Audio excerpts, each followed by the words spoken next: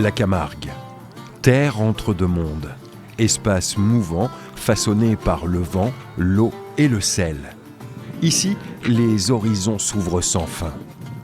Cette histoire commence sur une tombe solitaire face à la mer.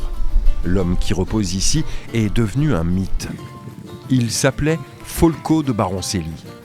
Poète manadier, défenseur de la culture provençale, on dit qu'il a inventé la Camargue telle que nous la connaissons aujourd'hui. Annelise Chevalier est une des responsables du Félibrige, le mouvement créé par Frédéric Mistral qui défend la langue et la culture provençale. C'est une spécialiste de Folco de Baroncelli. Vraiment, il ressemble trait pour trait à la photo où Folco est sur son cheval. C'est sur le modèle des gardes canadiens. Et puis aussi, le trait un peu original, c'est le stylo dans la poche. On le voit sur de nombreuses photos, toujours le petit stylo pour prendre des notes. C'est vraiment lui, quoi.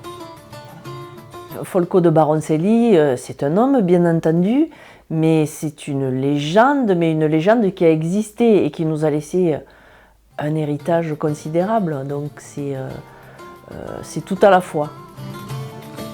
Une légende dont le sang coule encore en Camargue aujourd'hui. Alors dans la mémoire de ma famille, Folco de Baroncelli, mon arrière-grand-père, c'est celui qui a codifié la Camargue. Il a voulu unir la Provence et la Camargue. Il a créé une sorte de symbiose pour moi. Je redécouvre le Marquis depuis une dizaine d'années. Qu'est-ce qui a fait basculer cet homme dans la légende ? Pour le découvrir, il faut remonter le fil d'une vie, traverser la Provence de lieu en lieu, de trace en trace. Tout commence ici, à Aix-en-Provence. Que l'histoire de Folco de Baroncelli débute dans l'ancienne capitale de la Provence relève d'un ironique clin d'œil du destin pour celui qui sera toute sa vie fidèle à l'esprit de l'Ancien Régime. Folco naît en 1869 dans cette demeure, dans le calme du quartier Mazarin.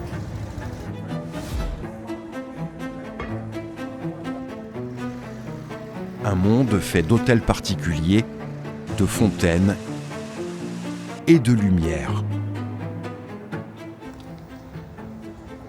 Rien ne le distingue encore, rien ne le destine à devenir une légende, et ce n'est pas ici que tout va se jouer. Son destin est programmé, mais il est guidé par son tempérament.